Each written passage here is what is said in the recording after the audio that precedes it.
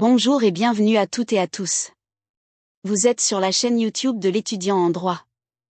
Nous vous prions de bien vouloir suivre cette vidéo avec attention. Elle est non moins importante que les précédentes. La vidéo est relative aux recours administratifs.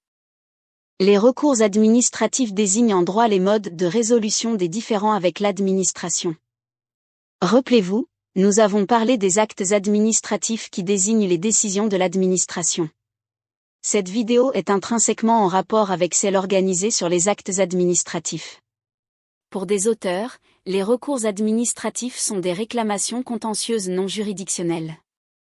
Cette position est confirmée par les dispositions du Code des relations entre le public et l'administration, CRPA.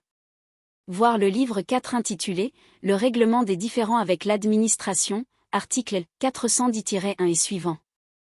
Dans le CRPA, le recours administratif est la réclamation adressée à l'administration en vue de régler un différend né d'une décision administrative. Il peut prendre diverses formes.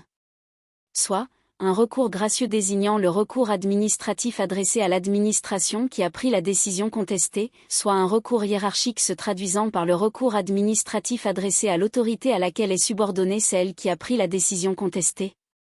Soit un recours administratif préalable obligatoire signifiant le recours administratif auquel est subordonné l'exercice d'un recours contentieux à l'encontre d'une décision administrative. Le recours administratif défini dans le CRPA est ouvert à tous les administrés, peu importe qu'on soit ou non agent de l'administration. Mais, il faut saisir l'autorité compétente. Exemple, c'est le préfet de Paris qui est compétent pour recevoir les recours exercés par ses administrés, les Parisiens. De même, un refus de permis de construire de la mairie doit être contesté auprès du maire. Le recours doit être exercé dans les délais légaux qui est en général de 2 mois à compter de la notification, pour les actes individuels, et de l'affichage au titre des actes réglementaires. L'exercice du recours administratif obéit à des règles strictes. L'administré doit le motiver en fait et en droit. Il ne suffit pas de se plaindre auprès de l'administration, de dire qu'on n'est pas d'accord, parce qu'on nous refuse un droit. Il faut lui indiquer tous les éléments de fait et de droit qui prouvent que la décision qu'elle a prise est illégale.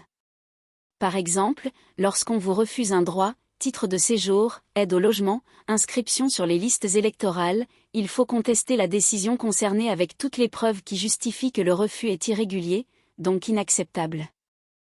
En somme, le recours administratif est une forme de règlement à l'amiable de différends avec l'administration préalablement à toute saisine du juge.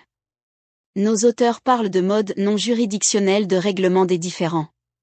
Toutefois, elle reste critiquable car les pouvoirs de l'administration sont très importants. Ce qui conduit à un déséquilibre des rapports. Cela peut être expliqué par le fait que l'administration n'a pas les mêmes buts que les administrés. De même, les moyens d'action sont très différents.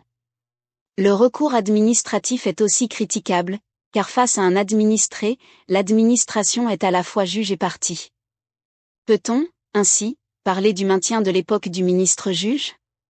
Quoi qu'il en soit, le recours administratif ne peut pas remplacer le recours contentieux qui contraint généralement l'administration.